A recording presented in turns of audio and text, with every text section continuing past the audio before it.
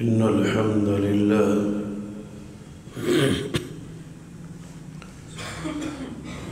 نحمده ونستعينه ونستغفره ونعوذ بالله من شرور أنفسنا ومن سيئات أعمالنا من يهد الله فلا مضل له ومن يضلل فلا هادي له أشهد أن لا إله إلا الله وحده لا شريك له وأشهد أن محمدًا عبده ورسوله أما بعد فإن خير الحديث كتاب الله وخير الهدي هدي محمد صلى الله عليه وآله وسلم وشر الأمور محدثاتها وكل محدثة بدعة وكل بدعة ضلالة أما بعد فأعوذ بالله السميع العليم من الشيطان الرجيم بسم الله الرحمن الرحيم يا أيها النبي إنا أرسلناك شاهدا ومبشرا ونذيرا وداعيا إلى الله بإذنه وسراجا منيرا رب اشرح لي صدري ويسر لي أمري واحلل عقدة من لساني يفقهوا قولي رب زدني علما سبحان ربك رب العزة عما يصفون وسلام على المرسلين والحمد للہ رب العالمین۔ حضرات،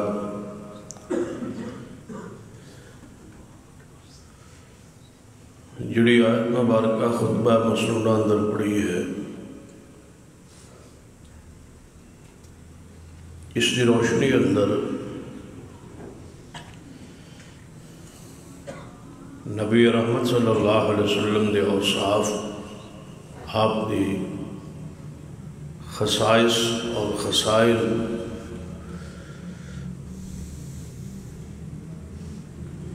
دا بیان جاری ہے۔ اسی آیت مبارکہ دے والے نال گزشتہ کئی خطبات گزارشات ہوئی۔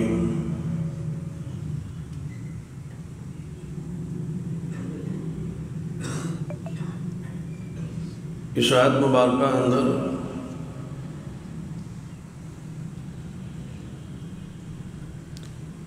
تقریباً 8 صفات نبی علیہ السلام دی بیان۔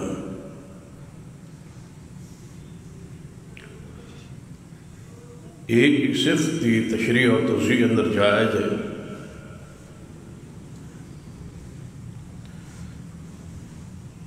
اس لیے کتاب درکار ہے۔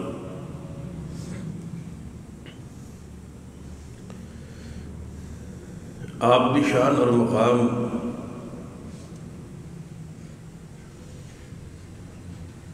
دا بیان جو ہے وہ کسی انسان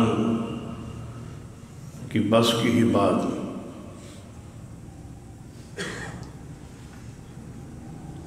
بلکہ ہر خطیب اور واعظ جو ہے وہ آپ دی شان اور مقام بیان کر کے حقیقت اندر اپنے مقام نو بلند کرتا ہے، اپنے لیے آخرت دی نجات کا ایک ذریعہ بناتا ہے۔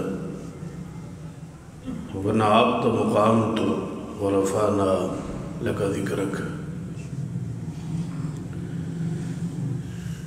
اس آیت مبارکہ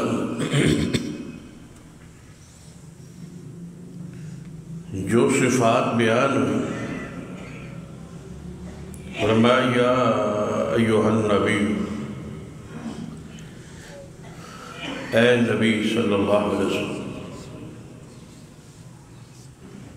اور نبوت اعلیٰ ترین درجہ ہے،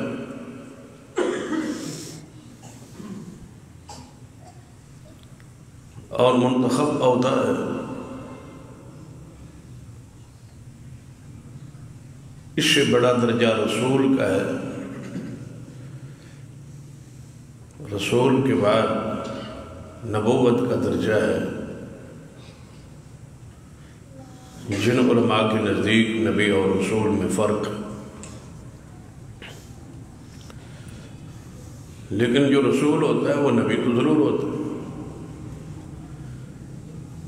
تو دونوں صفات ایک ہی آیت اور ایک ہی جملے کے اندر بیان ہوئی، یا ایھا النبی انا ارسلناک،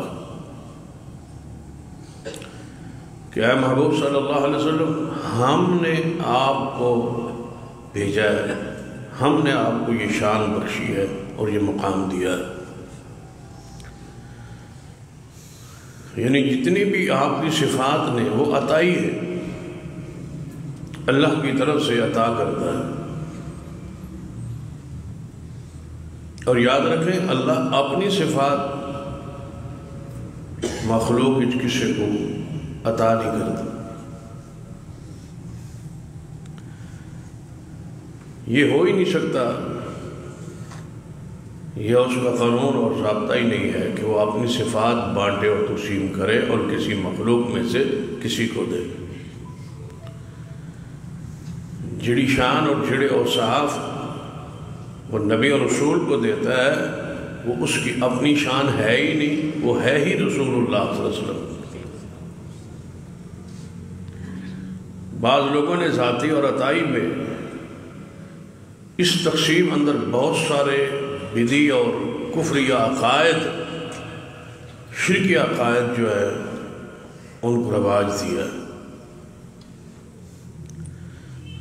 کہ اللہ ذاتی طور پر داتا ہے اور مخلوق عطائی طور پر فلاں فلاں بزرگ داتا ہے۔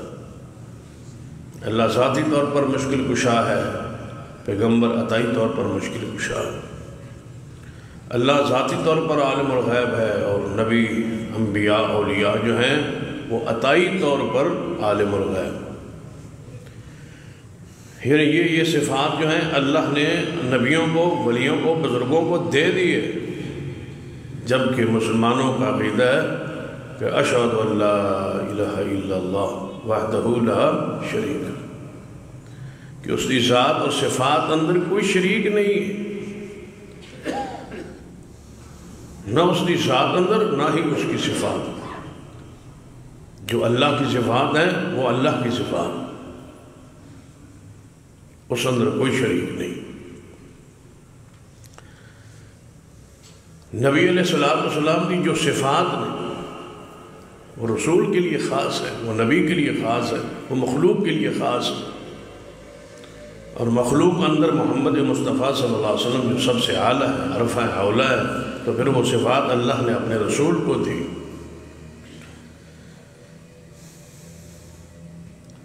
تو اللہ تعالیٰ نے سارے قرآن میں جہاں جہاں نبی علیہ السلام کی صفات کا ذکر ہے اس کی نسبت اللہ نے اپنی طرف فرمائی کہ یہ شان میں نے دی ہے، میں نے یہ مقام دیا ہے۔ یعنی جو صفات ہیں وہ اللہ کی عطا کرتا ہے، لیکن وہ رسول کی صفات ہے، وہ نبی کی صفات ہے۔ اللہ کی صفات جو ہے اللہ ان کو تقسیم نہیں کرتا، ان کو نہیں دیتا مخلوق کو کہ میں بھی ہوں اور آپ بھی ساتھ آ جائیں، ایسی بات۔ تو نبی علیہ السلام دی جتنی صفات نے، جتنا مقام ہے، اللہ تبارک و تعالیٰ نے اس کا ذکر قرآن پاک میں فرمایا، لیکن نسبت آپ نے وہ فرمائی، انا اعطیناک الکوثر، آپ کو ہم نے ساقی کوثر بنایا ہے، حوض کوثر بخشا ہے، یہ ہم نے بخشا۔ ورفعنا لک ذکرک، آپ کے ذکر کو ہم نے بلند کیا ہے۔ ولسوف یعطیک ربک فترضی، ہم اتنا کچھ دے دیں گے کہ آپ راضی ہو جائیں گے۔ وما ارسلناک الا رحمۃ للعالمین، ہم نے آپ کو سارے جہانوں کے لیے رحمت بنایا ہے۔ سبحان الذی اسری بعبدہ، اللہ نے وہ پاک ہے جس اللہ نے اپنے بندے محمد مصطفیٰ کو سیر کروائی ہے۔ فرمایا یہ ساری شانیں اور مقام اور اللہ کی طرف اس کی نسبت ہے کہ اللہ تعالیٰ نے یہ شان دی ہے اور مقام بخشا ہے۔ تو فرمایا یا ایھا النبی انا ارسلناک، اے نبی صلی اللہ علیہ وسلم ہم نے آپ کو بھیجا ہے، ہم ہیں بھیجنے والے، آپ خود دعوے دار نہیں ہیں، آپ نے خود دعویٰ نہیں کیا، ویسے نہیں کوئی دل میں خیال ہے۔ جس طرح ہرقل نے پوچھا تھا ابو سفیان رضی اللہ تعالیٰ عنہ بادشاہ تھا، تو اس نے سوال کیا، ابو سفیان رضی اللہ تعالیٰ، یہ سوال اس وقت ہو رہا ہے جب وہ مسلمان نہیں، کہ جس محمد صلی اللہ علیہ وسلم نے توڑے علاقے چ نبوت کا دعویٰ کیا ہے، کیا اس کی نسل میں، اس کے بڑوں میں، آباء و اجداد میں کوئی بادشاہ رہا ہے؟ ابو سفیان رضی اللہ تعالیٰ فرمان لگے کہ نہیں، کوئی بادشاہ نہیں رہا۔ اچانک اس نے پہلی مرتبہ، اس نے پورے خاندان ہمارے سامنے وہ جوان ہو گیا، ان کے آباء و اجداد کو ہم جانتے ہیں، ان کا اور ہمارا رشتہ ہے، کوئی بادشاہ نہیں رہا ان میں۔ تو ہرقل نے یہ بات کہی تھی کہ ابو سفیان، اگر ان کی آباء و اجداد کوئی بادشاہ ہوتا تو پھر تو خیال ہے ایسی کہ یہ اقتدار لینا چاہتا ہے، اپنے آباء و اجداد کی تاریخ کو دوبارہ دہرانا چاہتا ہے، تو جب اس کی پورے خاندان میں، آباء و اجداد میں کوئی بادشاہ نہیں رہا تو اتنا بڑا دعویٰ آج خود وہ کیسے کر سکتا ہے؟ یا ایھا النبی انا ارسلناک، ہم نے بھیجا ہے آپ، یہ مقام ہم نے دیا ہے، رسول ہم نے بنایا۔ رسول خود دعویٰ نہیں کرتا، نبی خود دعویٰ نہیں کرتا، جتنے جھوٹے مدعیان نبوت آئے سب نے خود دعویٰ کیا۔ نبی علیہ السلام نے فرمایا خبردار میرے بعد 30 کے قریب دجال کذاب آئیں گے، جو سارے یہ کہیں گے، دعویٰ کریں گے، ان کا زوم ہوگا، ان کا خیال ہوگا کہ ہم نبی ہیں، یاد رکھنا میرے بعد کوئی نبی نہیں آئے۔ نبوت جو ہے یہ کوئی کسبی عہدہ نہیں ہے کہ محنت کر کے کوشش کر کے کما لیا جائے، بنا لیا جائے، اس درجے پر چڑھ جائے بندہ، یہ وحی ہے، اللہ کی عطا ہے۔ جس کا انتخاب اللہ کرے، اللہ جانتا ہے کہ میں نے رسول کس کو بنانا ہے۔ اہل مکہ یہ کہا کرتے تھے نا کہ طائف اور مکہ دو ان بڑے شہروں میں کیا محمد مصطفیٰ صلی اللہ علیہ وسلم کے علاوہ کوئی اور نبوت کے لیے اللہ نے نہیں چنا؟ اس کی وجہ کیا ہے؟ بڑے بڑے اونچے خاندان کے لوگ تھے، بڑے بڑے سردار تھے، بڑے بڑے وجاہت والے لوگ تھے، ایک یتیم کا انتخاب کیوں ہوا؟ تو اللہ تعالیٰ نے جواب دیا کہ یہ تمہارا اختیار تو نہیں ہے، یہ تو میرا اختیار ہے، جس کو میں چاہوں پسند کروں، جس کو چاہوں رسالت کا کہ یہ انتخاب کروں۔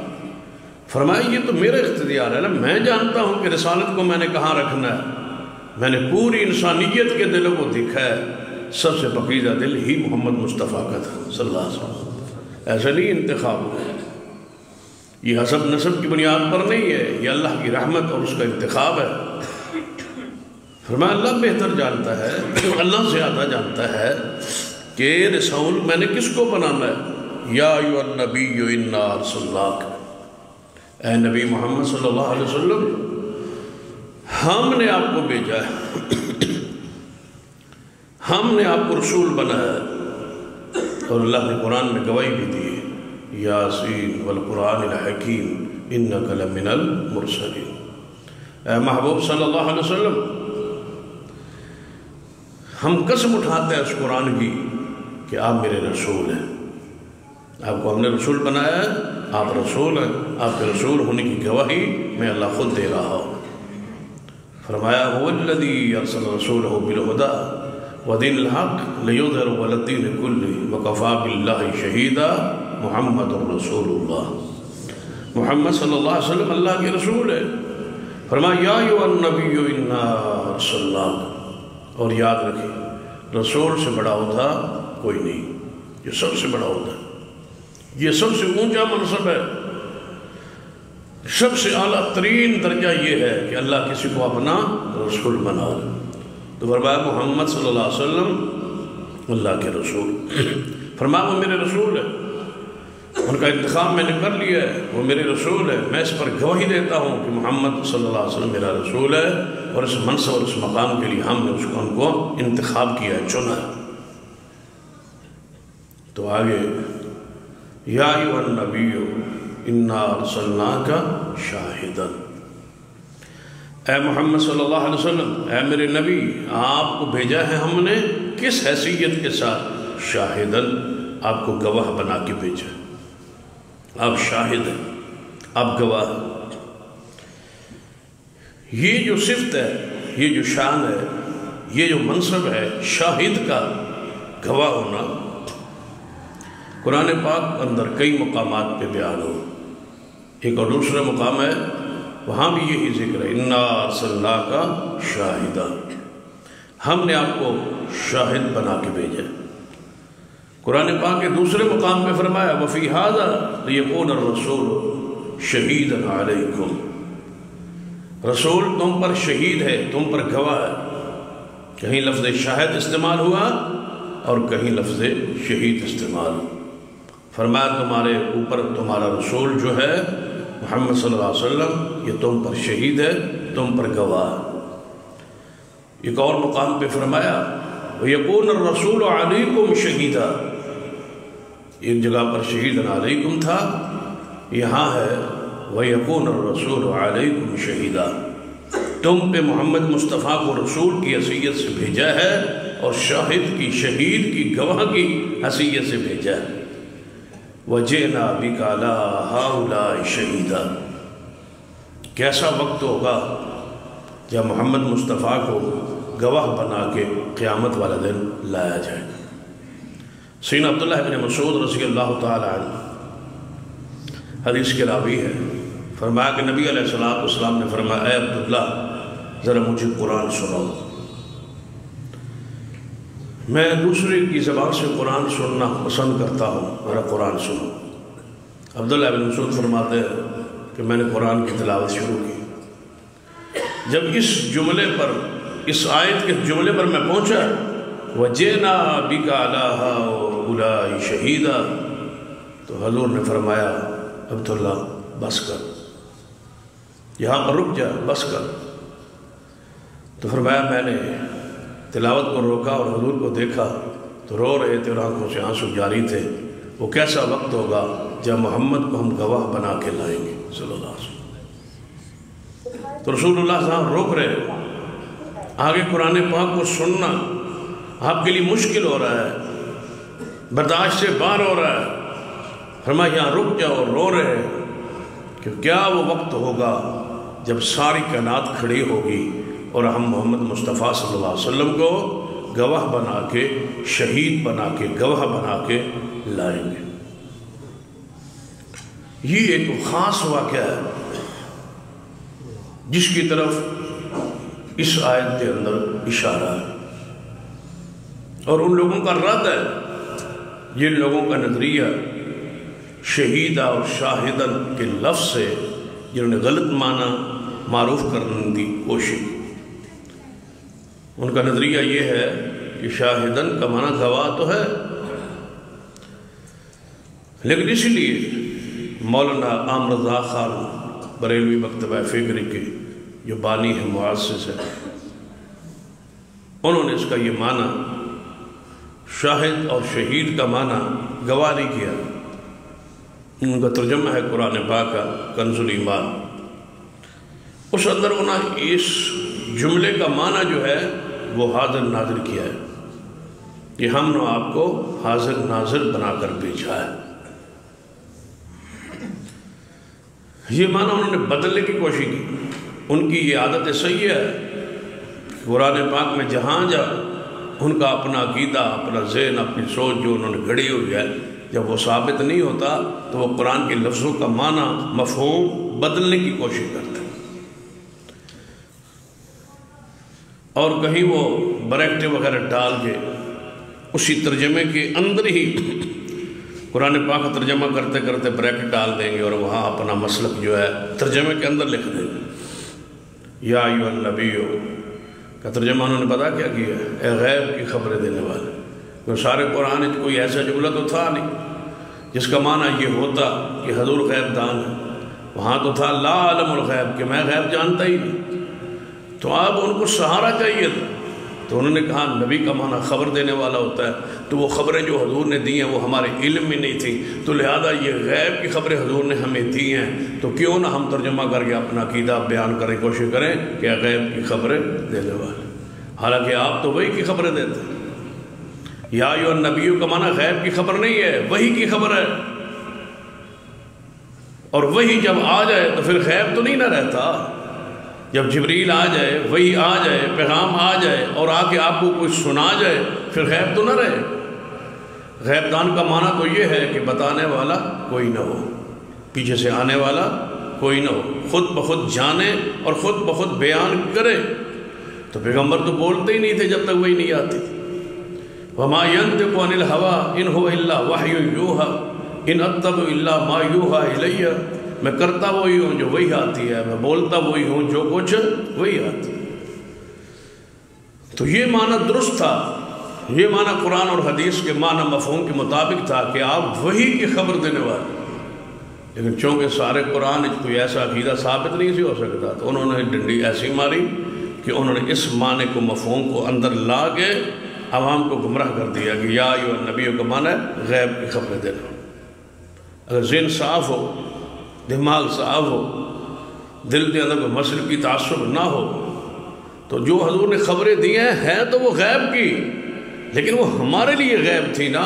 رسول اللہ پر تو جبریل ہے، انہوں نے آ کے بتلائی، تو انہوں نے اس معنی کو بگاڑنے کی پوری امانت دیانت سے کوشش۔ یہاں بھی یہی صورتحال کہ شاہدن کا معنی حاضر ناظر، شہید کا معنی حاضر ناظر۔ کیوں؟ معنی تو گواہ ہے، لیکن حاضر ناظر اس نے معنی کیوں کیا؟ اس نے کہا گواہ۔ گواہ کون ہوتا ہے بھائی؟ جب آپ یہ وضاحت کریں گے تو بات سمجھ آئے گی کہ شاہد میں نے گواہ اپنی گواہ نہیں کرنا، اس دا معنی حاضر ناظر کا۔ جب حاضر ناظر معنی کو لوگ پوچھیں گے بھائی شاہد معنی تو گواہ ہے، آپ نے حاضر ناظر کیسے کیا؟ بھائی گواہ کون ہوتا ہے؟ گواہی کون دیتا ہے؟ جیڑا واقع دے پاس موجود ہو، وہی تو گواہ ہوتا ہے۔ تو لہذا اس کا معنی وہ کریں جس سے ہمارا عقیدہ ثابت ہو، ہمارے گروپ کی، ہمارے گروہ کی حقانیت ثابت ہو کہ گواہ وہ ہوتا ہے جڑا کول ہوئے تھے، حاضر ہوئے تھے، ناظر ہوئے، ویندہ بھی ہوئے تھے، موجود بھی ہوئے، گواہی تو ہی دے گا نا۔ تو لہذا اس کا معنی ہوگا حاضر و ناظر۔ جبکہ قرآنی دلائل، حدیثی دلائل اور امر واقع بالکل اس کے خلاف ہے۔ بے شمار ایسے واقعات ہیں، دلائل دیے جا سکتے ہیں کہ گواہ کا پاس ہونا ضروری نہیں ہے، یقینی جو علم ہو اس پر گواہی دی جا سکتی۔ کتنے لوگ ہوتے ہیں جو تھانوں میں جا کے کیسوں میں، مقدموں میں گواہی دیتے ہیں۔ کتنے لوگ ہوتے ہیں کہ جو وہاں حلف بنتا ہے اور آ کے حلف دیتے ہیں بندوں کی طرف سے، حالانکہ پاس موجود نہیں ہوتے، پھر وہ اس سے حلف لیتے ہیں، اس سے گارنٹی لیتے ہیں، اس سے ضمانت لیتے ہیں، اس کا یقینی علم حاصل کرتے ہیں۔ جب یقین ہو جائے کہ یہ بندہ سچ بول رہا ہے تو پھر اس پر آگے گواہی دی۔ تو محمد مصطفیٰ صلی اللہ علیہ وسلم کس پر گواہی دی ہے؟ یقینی علم پر، حاضر ناظر نہیں ہے، یقینی علم پر۔ کیونکہ آپ کے پاس جو علم لائے وہ جبریل تھے، تو جبریل سے بڑی گواہی کسی کی ہو سکتی؟ جو جبریل آ رہا ہے وہ امین بھی ہے، جبریل امین کہا جاتا ہے، آسمانوں پر اسے امانت دار کہا جاتا ہے، آسمانوں پر اس کی بات کو مانا جاتا ہے، وہ جبریل امین ہے، رب اس کو بھیج رہا ہے، وہ معصوم ہے، اور جو بھیجنے والا ہے وہ رب ہے۔ بتاؤ کوئی یقینی علم کی گنجائش رہ گئی؟ اس پر محمد مصطفیٰ صلی اللہ علیہ وسلم نے آگے گواہی دی کہ جو کچھ میرے پاس آیا یقینی علم ہے، میں جو کہہ رہا ہوں سچ کہہ رہا ہوں۔ نبی علیہ السلام کتنی ہی چیزوں کو بیان کیا اس گواہی کی بنیاد۔ مثلا آپ ذرا سوچیں، ذرا پیچھے جائیں کہ نبی علیہ السلام اللہ تعالیٰ کی ذات کے بارے میں، اللہ کو دیکھا نہیں ہے لیکن اللہ کی ذات کے بارے میں گواہی دی۔ بڑے بڑے ملحد لوگ تھے، بڑے بڑے منکر لوگ تھے، بڑے بڑے مادہ پرست لوگ تھے، بڑے بڑے داہریہ تھے۔ ایک محمد مصطفیٰ صلی اللہ علیہ وسلم ہے جن نے اللہ کی ذات پر گواہی دی کہ اللہ کی ذات ہے اور اپنے عرش پر بلند ہے اور دنیا کی کوئی آنکھ اس کو دیکھ نہیں سکتی، اس کو آپ نے ماننا ہے۔ تو کیا آپ کی گواہی پر صحابہ نے مانا ہے یا نہیں مانا؟ صرف گواہی دی نہیں، ہزاروں بندے گواہ بنا کے محمد مصطفیٰ نے کھڑے کر دیے کہ صرف میں ہی گواہی نہیں دے رہا، میری گواہی پر آگے گواہی دیکھ لی۔ صحابہ نے گواہی دی، کیا وہ سارے حاضر ناظر ہو گئے؟ صحابہ کی گواہی پر تابعین نے گواہی دی، کیا وہ سارے حاضر ناظر ہو گئے؟ تابعین کی گواہی پر تبع تابعین نے گواہی دی، کیا وہ سارے حاضر ناظر ہو گئے؟ یہ گواہی چلتے چلتے ہم تک پہنچی۔ آج مؤذن 5 مرتبہ کہتا ہے اشہد ان لا الہ الا اللہ، میں گواہی دیتا ہوں، میں شاہد ہوں کہ اللہ کے علاوہ کوئی معبود نہیں ہے۔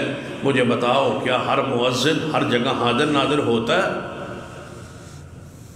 شاہد تو ہے، گواہی تو دے رہا ہے۔ یہ یقینی علم کی بنیاد پر گواہی محمد مصطفیٰ سے چلی ہے اور آج تک جاری ہے اور قیامت تک جاری رہے گی، یہ وہ گواہی۔ اس کے علاوہ نبی علیہ السلام اللہ کی ذات پر، اس کی صفات پر، وحی پر، کہ میرے پاس جبریل آتا ہے، میرے پاس وحی آتی ہے، جبریل آتا ہے۔ آپ ذرا سوچیں، ذرا تصور کریں کہ جبریل مجھ پر آتا ہے، میرے پاس وحی آتی ہے۔ جب وحی آتی تھی تو صحابہ پاس بیٹھے ہوتے، جبریل کی آواز صحابہ کو نہیں آتی تھی۔ جبریل بول رہا ہے، قرآن پڑھ رہا ہے، حضور سے مخاطب ہے، باتیں کر رہا ہے، وحی آ رہی ہے، وحی کی کیفیت طاری ہے، آپ کے سینے اطہر پر قرآن کا نزول جاری ہے۔ کئی دفعہ جبریل تو انسانی صورت میں آئے، صحابہ نے بھی دیکھے، لیکن جب اصلی صورت میں آئے تو صحابہ نے نہیں دیکھے۔ حضور کو آواز آ رہی ہے، اس کی پڑھی ہوئی الفاظ آیات جو ہے سینہ رسول میں جمع ہو رہی ہیں، ریکارڈ ہو رہی ہیں، تو آپ نے فرمایا ابھی ابھی میرے پاس وحی آئی تھی، جبریل آئے تھے۔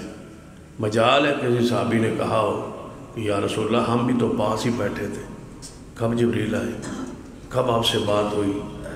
اس نے جب بولا بات کی ہے تو آپ نے سن لیا، ہم نے نہیں سنا۔ کس صحابی نے کبھی اعتراض نہیں کیا، اس لیے کہ محمد بہت بڑے شاہد گواہی دیتے۔ آپ کی گواہی یقینی علم پر ہے۔ نبی علیہ السلام نے سب سے پہلے ایمان لائے اپنے نبی ہونے پر۔ کیا خیال؟ اپنے آپ پر بھی تو یقین ہونا ضروری ہے نا۔ جبریل آ گئے، پیغام دے دیا، پڑھی اللہ کے نام سے، آپ اللہ کے رسول ہیں، آپ کو اللہ نے منتخب کر لیا ہے۔ دوسرے کو بندہ تب بتاتا ہے جب خود یقین ہو۔ تو نبی علیہ السلام سب سے پہلے آمن الرسول بما انزل الیہ، سب سے پہلے اس چیز پر ایمان محمد مصطفیٰ لائے جو ہم نے محمد مصطفیٰ کی طرف نازل کیا۔ خود آپ نے یقین کیا کہ میں اللہ کا رسول ہوں، اس میں کوئی شک نہیں کہ مجھے اللہ نے رسول بنایا ہے۔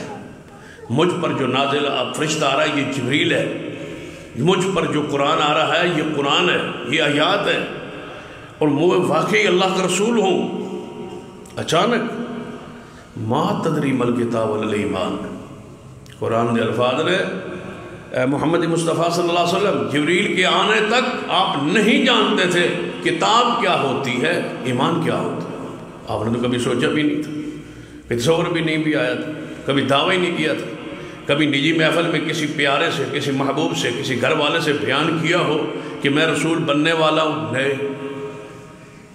جب پہلے دن جبریل آئے تو آپ تو کانپ رہے تھے، آپ تو فرما رہے تھے زملونی زمل، مجھ پہ کمبل پاؤ ڈالو، مجھ پہ کمبل ڈالو، مجھے اپنی جان کا خطرہ محسوس ہو رہا ہے۔ پھر سیدہ خدیجہ کے پاس آتے ہیں، وہ حوصلہ دیتی ہیں، پھر ورقہ بن نوفل کے پاس وہ لے جاتی ہیں۔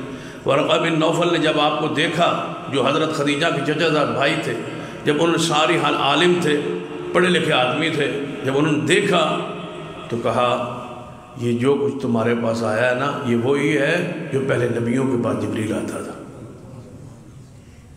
کاش ایک وقت آئے گا میں اس وقت زندہ ہوں اور دیکھوں کہ آپ کو اس مکہ شہر سے نکال دیا جائے۔ تو رسول اللہ حیران ہو رہے تھے، مجھے اللہ نے کہا مجھے لوگ نکالیں گے؟ فرمایا ہاں، جو تجھ جیسی دعوت لائے اس کے ساتھ یہی قوم سلوک کرتی ہے، آپ کو نکالا جائے۔ یہ علم کی بنیاد پہ کہہ رہا ہے، مطالعے کی بنیاد پہ کہہ رہا ہے، تجربے کی بنیاد پر کہہ رہا ہے، پہلے انبیاء کی تاریخ اور سیرت کو سامنے رکھ کے ورقہ بن نوفل یہ بات کہہ رہے ہیں۔ تو محمد مصطفیٰ صلی اللہ علیہ وسلم پہلے یہ یقین کیا کہ میں نبی ہوں، میں اللہ کا رسول ہوں، پہلے خود اپنے آپ پر، اپنے رسول ہونے پر۔ حضور بھی پڑھتے تھے نا، لا الہ الا اللہ محمد رسول اللہ۔ کس کا کلمہ پڑھتے تھے؟ اپنا۔ آپ ہی تو نماز میں کہتے تھے نا، اشہد ان لا الہ الا اللہ واشہد ان محمدا عبدہ ورسولہ۔ تو نبی علیہ السلام سب سے پہلے اپنے نبی ہونے، رسول ہونے پر یقین، اور جبریل کے جبریل ہونے پر یقین، اس کی خبروں پر یقین لائے، پھر جا کے بنا فرمایا قُلْ يَا أَيُّهَا النَّاسُ إِنِّي رَسُولُ اللَّهِ إِلَيْكُمْ جَمِيعًا، اے ساری دنیا دے لوگوں، اللہ نے مجھے تمہاری طرف رسول بنا کے بھیج دیا ہے۔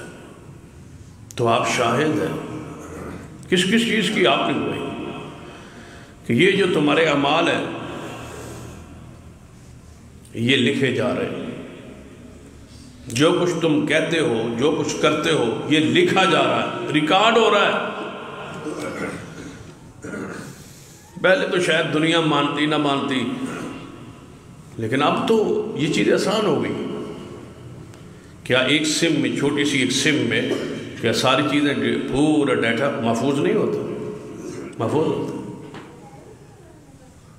ہمارے سامنے وہ پڑا ہوتا ہے، سب کچھ ریکارڈ ہو رہا ہے۔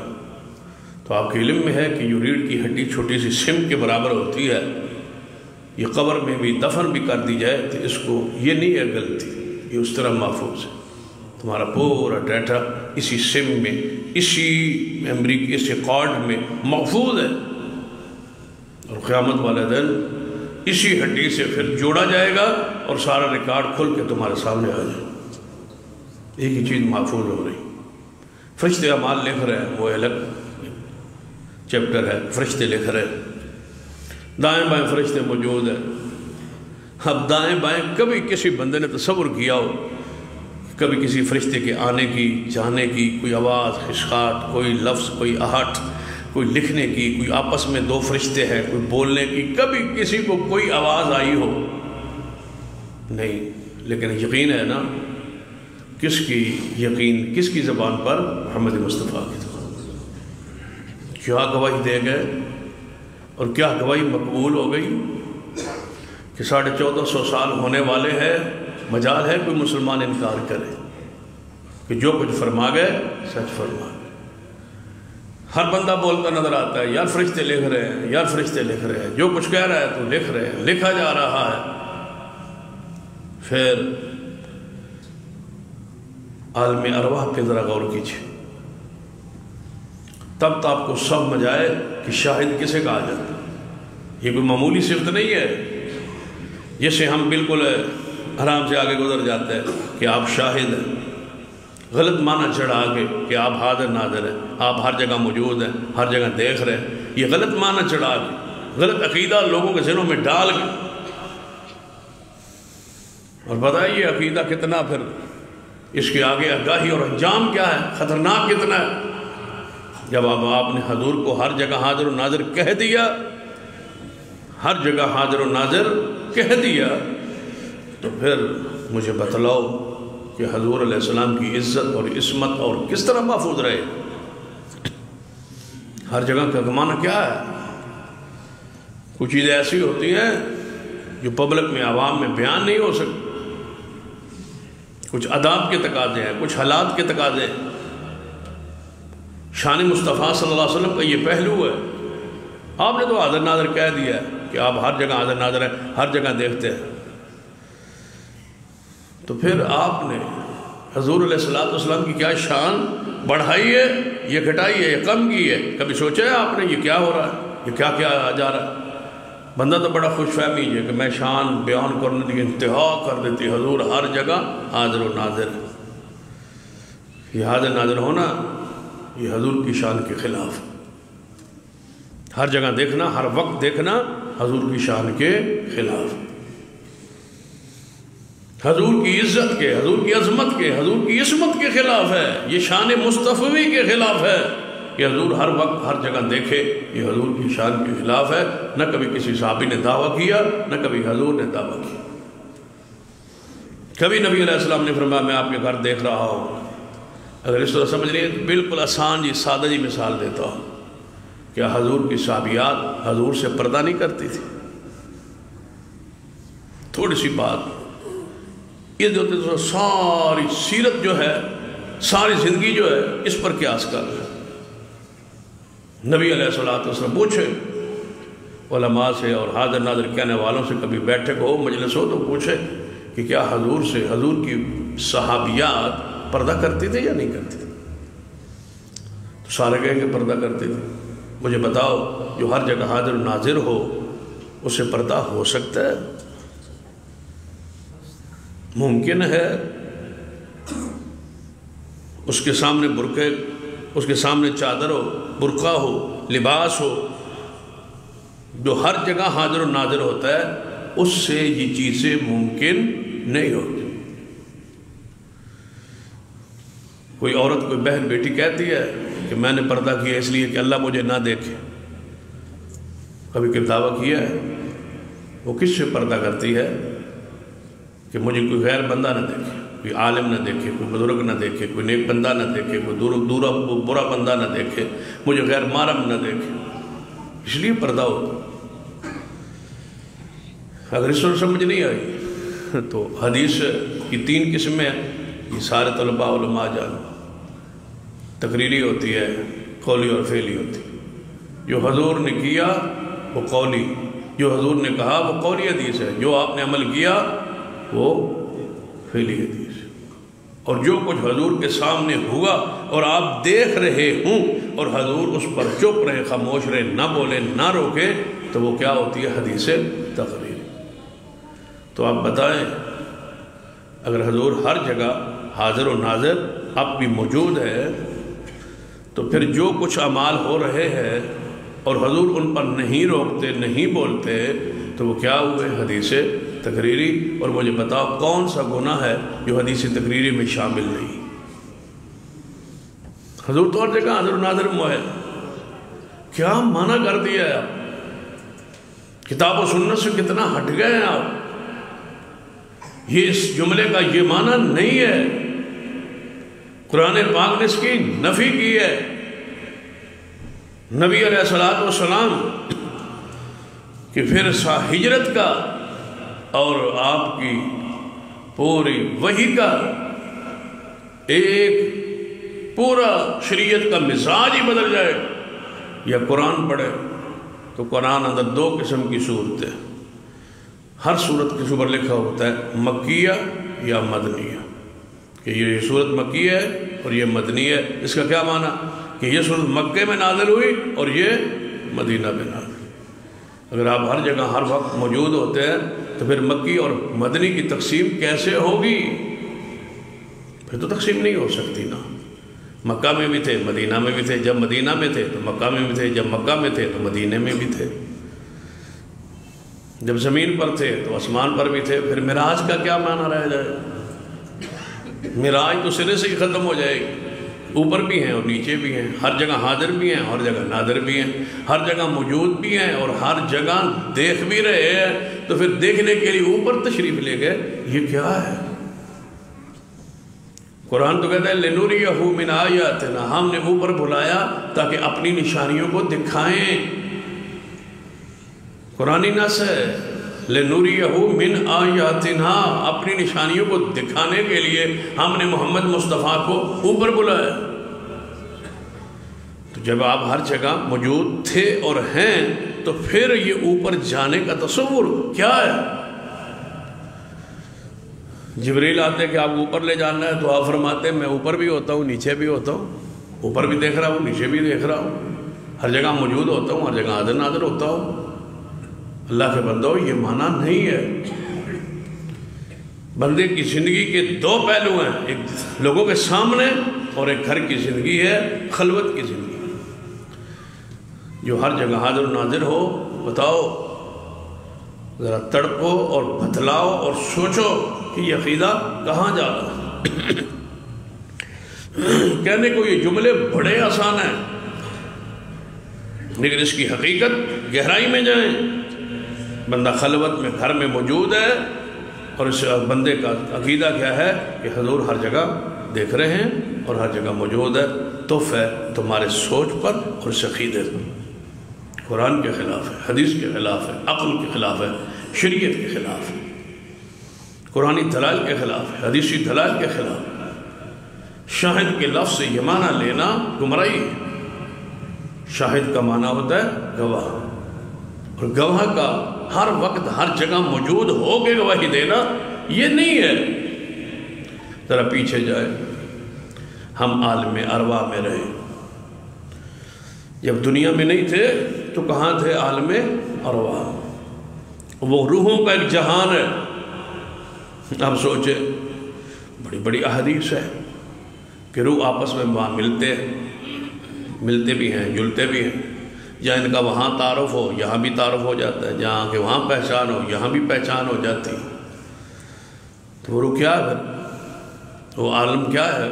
وہ جہان کیا ہے؟ جتنا سوچو گے اتنا ہی کوئی چیز سمجھ نہیں آئے گی۔ آخر پہ فیصلہ یہی کرو گے کہ اللہ سچا ہے اور اس کا رسول سچا ہے صلی اللہ علیہ وسلم۔ جو انہوں نے بیان کیا ہے ان کا علم یقینی ہے، حضور نے جو بتایا وہی والا علم ہے، وہ یقینی ہے، ان کی گواہی پر گواہی ہے۔ ان کو جبریل نے بتایا، ان کو رب جلیل نے بتلایا، محمد مصطفیٰ نے ساری کائنات کو بتلایا، آپ کے ذریعے امت تک یہ علم پہنچا کہ عالم ارواح ہے اور اس کی حقیقت ہے، ہمارا اس پر ایمان ہے، ہم اس کا انکار نہیں کرتے۔ ایک عالم رؤیا ہے، خوابوں کا جہان، بھلا کوئی ہے جو انکار کرے؟ رات سوتا ہے بندہ کہاں سے ہو کے آتا ہے، ایسا ممکن ہے؟ کبھی موٹر سائیکل پہ سفر، کبھی کار پہ سفر، کبھی بڑی گاڑیوں پہ سفر، کبھی جہاز پہ سفر۔ چلو اپنی تو سمجھ آتی ہے، جڑا نال جہاز ہوتا ہے وہ نہیں سمجھ نہیں آتی، جہاز کس کا ہے، چلا کون رہا ہے، اڑا کون رہا ہے؟ بندہ اڑتا جا رہا ہے، جہاز کے اندر بیٹھا ہے، اور خواب میں کس کمپنی کا جہاز ہے، کون اڑا رہا ہے، یہ سارا کچھ عالم رؤیا میں بندہ دیکھ رہا ہے۔ سویرے اٹھ کے کیا آپ گواہی نہیں دیتے کہ رات کو میں نے خواب دیکھا ہے؟ دوسرا بندہ کہے کہ میں بھی تو آپ کے پاس ہی پڑا تھا، میں بھی اسے کمرے جی ساتھ بالکل نال ساتھ، تو کتنے جہازاں تے اڑتا رہا ہے، میں جھوٹ بولی جاتا ہے۔ لیکن آپ نہیں مانیں گے، آپ کہیں گے نہیں ایسا ہوا ہے، کیونکہ یہ تمہارے ساتھ پیش آیا ہے۔ اگر تمہارے ساتھ عالم رؤیا کا معاملہ پیش آئے تو تمہارا اٹھ کے بتانا حق ہے، تو کیا میرے محمد کا بیان کرنا حق نہیں ہے؟ پھر عالم ارواح بھی حق ہے، پھر عالم رؤیا بھی حق ہے، خواب کا عالم جہان حق ہے۔ کتنے ہیں خوابوں کے، بلکہ قرآن دین کی بہت کئی چیزیں خوابوں پر ہیں۔ سورہ یوسف ساری خوابوں کی تعبیر ہے، قربانی کا آغاز خواب سے ہوا، اذان کا آغاز خواب سے ہوا، کئی چیزیں ہیں جس کا تعلق خواب کے ساتھ، لیکن یہ تو رسولوں کا خواب ہے، محمد مصطفیٰ کے خواب ہیں جو سچے ہیں۔ ہمارے لیے بھی خواب، نبی علیہ السلام نے فرمایا اب میں دنیا سے جا رہا ہوں لیکن سچے خواب قیامت تک رہیں گے، آتے رہیں گے، یا تمہیں خود نظر آ جائے یا تمہارے بارے کسی اور کو نظر آ جائے۔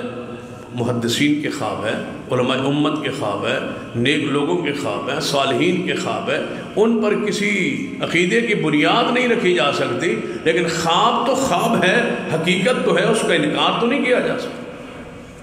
پیغمبر کا خواب دین ہے، حجت ہے، شریعت ہے، معصوم ہے۔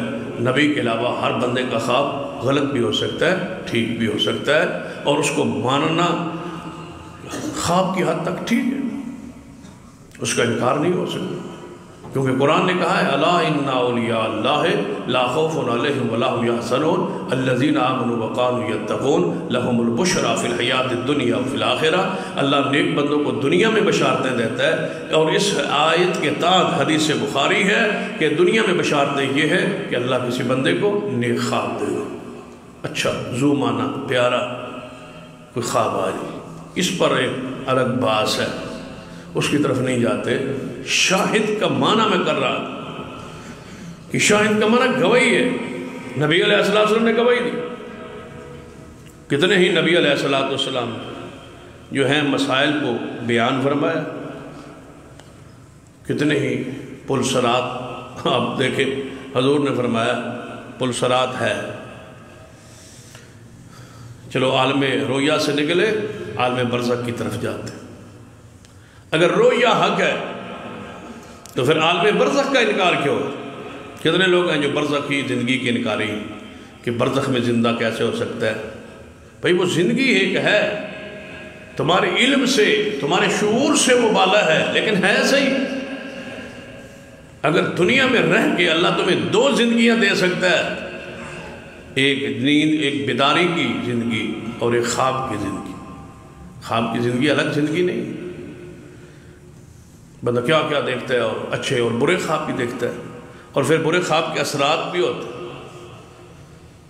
وجود پر اچانک بچہ اٹھ کے ڈر کے بیٹھ جاتا ہے، بندہ چنگا بلا ہوتا ہے تو اٹھ کے ڈر کے بیٹھ جاتا ہے، کیا ہوا خواب؟ وہ خواب ہے یار، پھر بھی ڈر رہا ہے، سہم رہا ہے۔ اس خواب کے اثرات بھی ہیں اس پر۔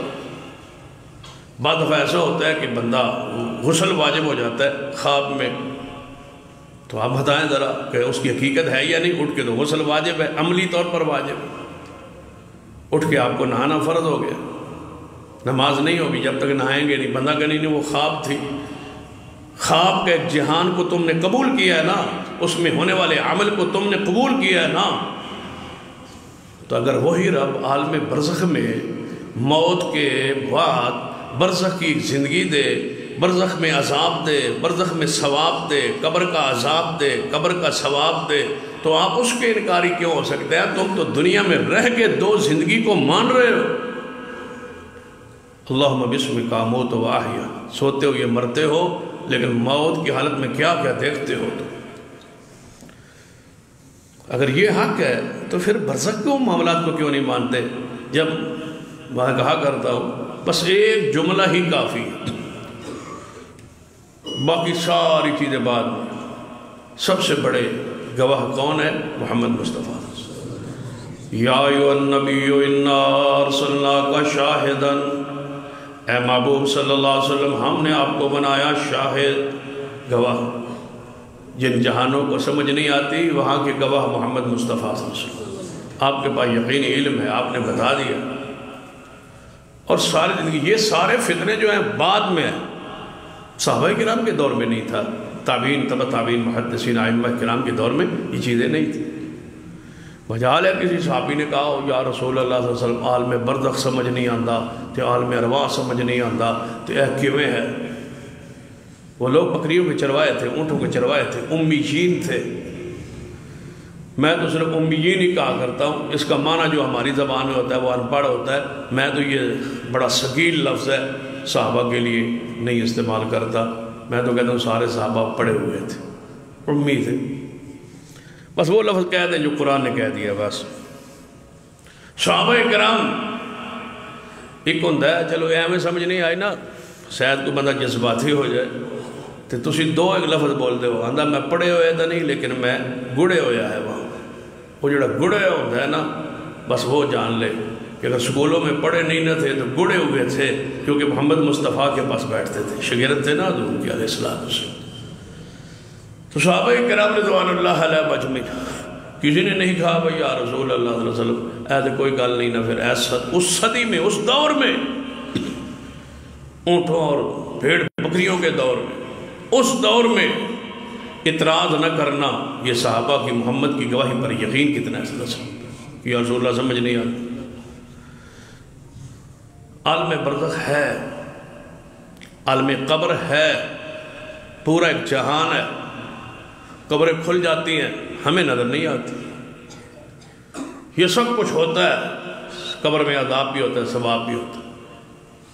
مردہ اٹھ کے بیٹھتا ہے، اس سے حساب ہوتا ہے، سوالات ہوتے ہیں، وہ جوابات دیتا ہے، غلط دے یا صحیح دے، پھر اس کو جہنم کا اور یا جنت کا بستر اس کی لگایا جاتا ہے، یا جنت کی کھڑکی کھول دی جاتی ہے، یا جہنم کا قبر کو گڑھا بنا دیا جاتا ہے، وہاں چیختا چلاتا ہے، سانپ اور بچھو اس پر مسلط ہوتے ہیں، لیکن ہمیں نظر نہیں آتا۔ ہم جب قبر کھولتے ہیں دوبارہ کھولنی پڑے تو ویسے کا ویسے وہ مردہ پڑا ہوتا ہے، ہماری نہ سنتا ہے، نہ جانتا ہے، نہ دیکھتا ہے، لیکن ایک پورے جہان میں ہوتا ہے، پورے جہان میں ہوتا ہے۔ اسی طرح دنیا میں بھی ایسا ہی ہے، ہمارے سامنے بندہ سویا ہوا ہے، ہمارے سامنے سویا ہوا ہے، وہ ہلتا نہیں جلتا نہیں، بیادار سویا ہوا ہے، نہ بولتا ہے، نہ کھاتا ہے، نہ پیتا ہے، نہ ہی اپنے آپ اٹھ سکتا ہے، نہ چل سکتا ہے، نہ پھر سکتا ہے، نہ سن سکتا ہے، لیکن ہمارے سامنے جیتے جاگتے ہم پاس بیٹھے ہیں، اور وہ خواب میں، عالم رویا میں ایک الگ جہان میں ہے۔ اگر دنیا میں سو کے ہمارے سامنے نظر نہ آئے اور وہ الگ جہان میں پھر رہا ہو تو کیا قبر میں ہمیں نظر نہ آئے اور وہ الگ جہان میں پھر رہا ہو؟ یہاں ایمان ہے اور یہاں انکار کیوں ہے؟ وہ بھی حق ہے، یہ بھی حق ہے، اس لیے کہ گواہی دینے والے محمد مصطفیٰ نے گواہی دی ہے، اور وہ اِنَّا أَرْسَلْنَاكَ شَاہِدًا کے مقام پر فائز، وہ جو فرماتے ہیں سچ فرماتے ہیں۔ اب نبی علیہ السلام نے ایک جملہ کہہ دیا جو صحیح بخاری میں ہے، فرمایا عذاب القبر حق، بس یہاں آنکھیں بند ہیں، یہاں سوچ ہماری بند ہے۔ حضور نے فرمایا لوگوں قبر کا عذاب حق ہے، قبر میں عذاب ہوتا ہے۔ بس رسول اللہ صلی اللہ علیہ وسلم نے فرمایا کہ ان دو قبر والوں کو عذاب ہو رہا ہے، پر حضور نے فرمایا 7 ماہ بن معاذ پر قبر تنگ ہو گئی ہے۔ نبی علیہ السلام نے فرمایا اگر میں دعا کرنا چاہتا تھا کہ اللہ میری امت کو قبر کا عذاب دکھا دے، لیکن میں نے دعا نہیں کی۔ اگر قبول ہو گئی اور تم نے دیکھ لیا تو تم اپنے مردوں کو دفن کرنا ہی چھوڑ دو گے، اس لیے میں نے دعا نہیں کی۔ لیکن محبوب تمہاری دعا تو آپ نے نہیں فرمائی، آپ نے کہہ دیا، فرما دیا کہ قبر کا عذاب حق ہوتا ہے۔ ہمیں اسی طرح یقین ہے جس طرح ہمیں جناب قرآن پر یقین ہے، اس طرح محمد مصطفیٰ کی حدیث پر یقین ہے۔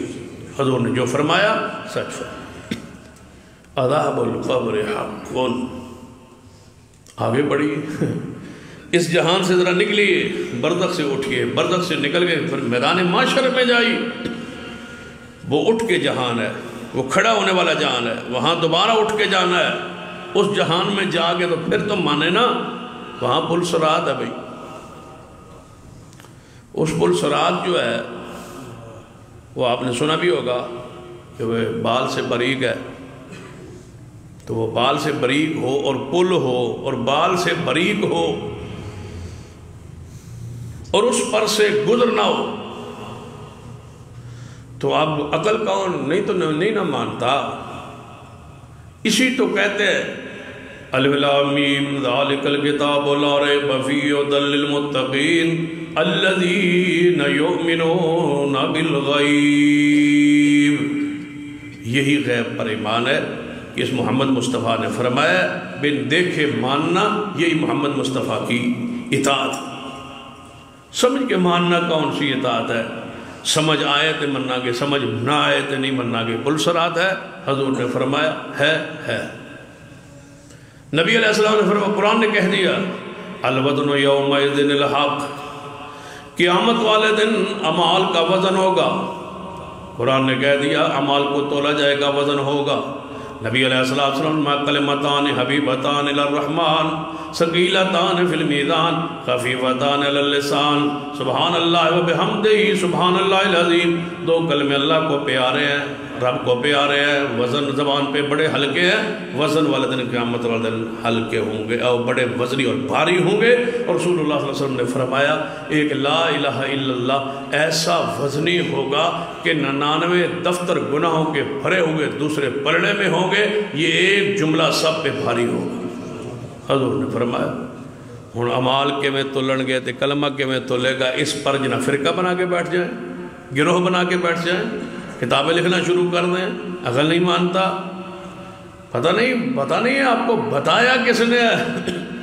یا ایھا النبی انا ارسلناک شاہدا، جو رب سے ہم کلام ہوئے، یا ایھا النبی انا ارسلناک شاہدا، جنہوں نے جبریل کو اپنی آنکھوں سے دیکھا، یا ایھا النبی انا ارسلناک شاہدا، جنہوں نے پہاڑوں کے فرشتوں سے خود کلام کی، یا ایھا النبی انا ارسلناک شاہدا، جن کو رات کو اٹھایا گیا بیت المقدس لے جایا گیا، سارے انبیاء سے ملاقات کروائی گئی، یا ایھا النبی انا ارسلناک شاہدا، جن کے لیے آسمان تک سیڑھی لگائی گئی، معراج لگائی گئی، سبحان الذی اسری بعبدہ، پھر آسمانوں پہ لے جایا گیا، رب سے ہم کلام ہوئے، پھر جنت کے دروازے کھول دیے گئے، حضور کو جنت میں داخل کر دیا گیا، جنت کے مناظر دکھائے گئے، واپسی پہ جہنم کے مناظر عذاب ہوتے ہوئے لوگوں کو دیکھا، پھر واپس تشریف لائے، جو زمین پر بھی رہے آسمانوں پر بھی گئے، جنت بھی دیکھ کے آئے، وہ ہیں یا ایھا النبی انا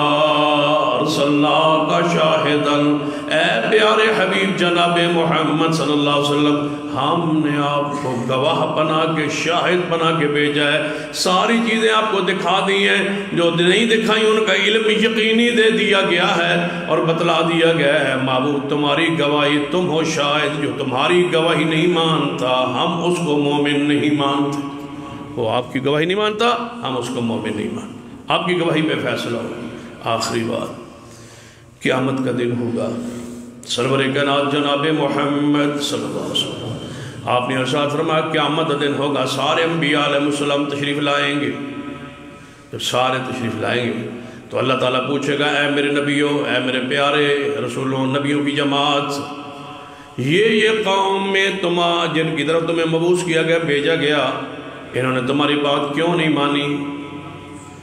سارے انبیاء کہیں گے یا اللہ ہم گئے تھے، ہم نے تبلیغ کا حق ادا کیا، ہم نے دعوت کا حق ادا کیا، لیکن انہوں نے ہماری بات کو نہیں مانا۔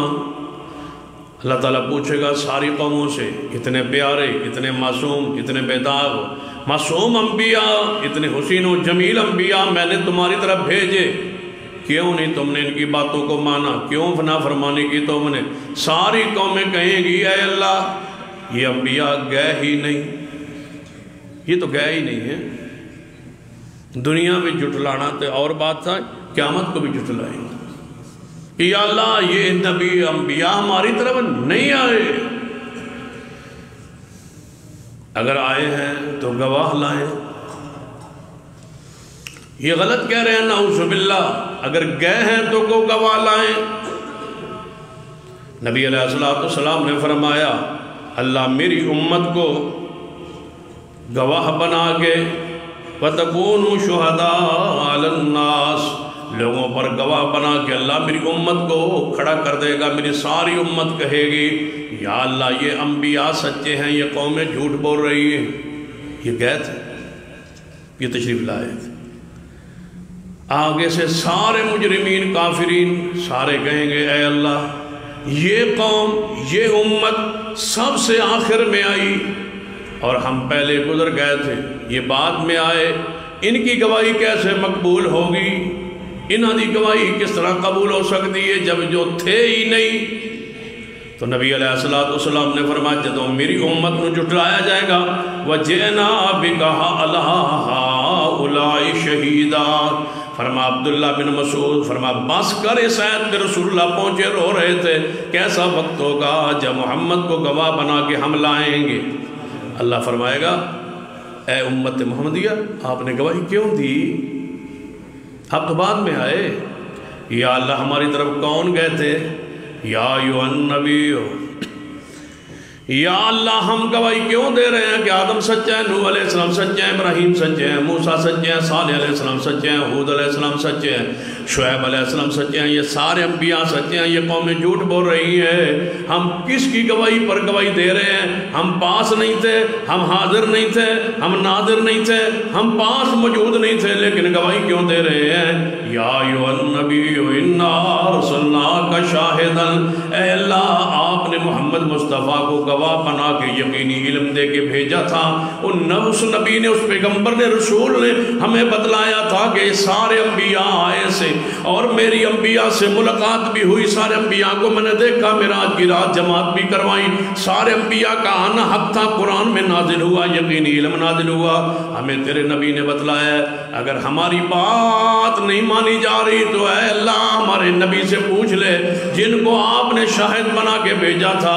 وَجِئْنَا بِكَ عَلَىٰ هَٰؤُلَاءِ شَهِيدًا، اے میرے محبوب کیسا وقت ہوگا جب آپ کو گواہ بنا کے لایا جائے گا۔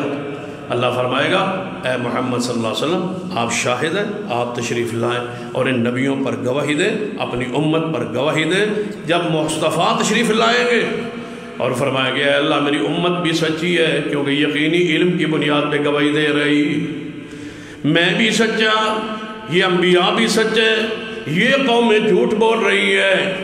اللہ فرمائے گا جنہوں نے محمد کو شاہد کی حیثیت سے نہیں مانا، جنہوں نے ان کی گواہی کو بھی نہیں مانا، نبیوں کو بھی نہیں مانا، پھر میری پیغمبر کی امت کی گواہی کو نہیں مانا، پھر میرے محمد مصطفیٰ کی گواہی کو نہیں مانا، اے فرشتوں پکڑو جکڑو اور ان کو جہنم میں پھینک دو جو مصطفیٰ کی گواہی پہ یقین نہیں رکھتا۔ یہ محمد مصطفیٰ گواہ، یاد رکھیے گواہ کا پاس ہونا ضروری نہیں، یقین علم پہ گواہی ہوتی ہے اور وہی رسول اللہ نے دیا، اور یہی آپ کی شان ہے، اتنی گواہی مضبوط۔ ذرا اس حدیث کی طرف دیکھ لے اور بات ختم کرتے۔ نبی علیہ السلام نے یہودی سے گھوڑا خریدا تاکہ یہ بات پوری ہو جائے۔ آپ نے گھوڑا خریدا، یہودی جا رہا تھا مدینے سے باہر، رسول اللہ کا اس سے سودا ہو گیا، گھوڑا اس نے حضور کو دے دیا۔ آپ نے فرمایا پیسے میرے پاس نہیں ہیں، گھر میں ہیں، میرے ساتھ چلو میں آپ کو پیسے دے دوں گا۔ گھوڑا اس نے پکڑا ہوا، حضور ساتھ آ رہے ہیں، پیسے لینے ہیں، سودا طے ہے، گھوڑا حضور کو دینا۔ تھوڑا سا آگے چلا تو ایک بندہ آیا، اس نے کہا گھوڑا بیچنا ہے، اس نے کہا بیچنا ہے، اس نے کتنے پیسے، اس نے پیسے بتایا، اس نے کہا ٹھیک ہے اتنے کا مجھے دے دے، تو حضور ساتھ ہے، اس نے پیسے زیادہ لگا دیا۔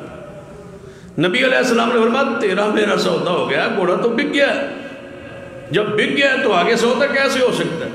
اس نے کہا بکا ہی نہیں، ابھی تو بات چل رہی تھی، آپ کے پاس پیسے نہیں تھے، بات چل رہی تھی، طے نہیں ہوا۔ اس نے فرمایا طے تو ہو گیا۔ اس نے کہا اگر طے ہوا ہے تو کوئی گواہ لائے، گواہ لائے۔ کس سے گواہ مانگ رہا ہے؟ محمد مصطفیٰ سے گواہ لائے۔ نبی علیہ السلام آیا جب سودا ہوا، یہ تو تھا یا میں تھا، تیسرا بندہ ہی نہیں، گواہ کہاں سے آیا؟ گواہ کوئی نہیں ہے، تیرا میرا سودا ہو گیا ہے۔ بس باس تکرار چل رہا تھا، اچانک حضور کا صحابی خزیمہ آ گیا، رضی اللہ، خزیمہ بن ثابت، یا رسول اللہ کیا ہوا، کیا جھگڑا، کیا اختلاف ہے؟ کہنے لگا نبی علیہ السلام نے فرمایا خزیمہ اس سے میرا ہوا سودا، گھوڑے کا قیمت ہو گئی طے، میں اس کو پیسے دینے ساتھ لے کے آ رہا تھا، اس کو اس کی قیمت زیادہ مل رہی ہے، اب گھوڑا کے بیچنا چاہتا ہے۔ تو اس نے کہا سودا نہیں طے ہوا، آپ پھر فرما رہے ہیں سودا طے نہیں ہوا، اگر ہوا ہے تو گواہ لاؤ۔ خزیمہ فرمانے لگے میں محمد مصطفیٰ کی گواہی دیتا ہوں، اللہ کی قسم تیرا سودا ہو چکا ہے، میں گواہی دیتا ہوں۔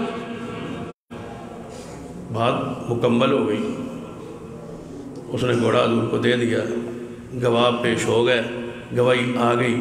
جب گواہی آئی نا گھوڑا لے کے حضور اور خزیمہ واپس آ رہا ہے گھر میں، تو راستے میں حضور نے پوچھا خزیمہ تو نے کیسے گواہی دے دی، تو باز ہی نہیں تھا، گواہ تو حاضر ہوتا ہے، ناظر ہوتا ہے، پاس ہوتا ہے، موجود ہوتا ہے، تو نے گواہی کیسے دی؟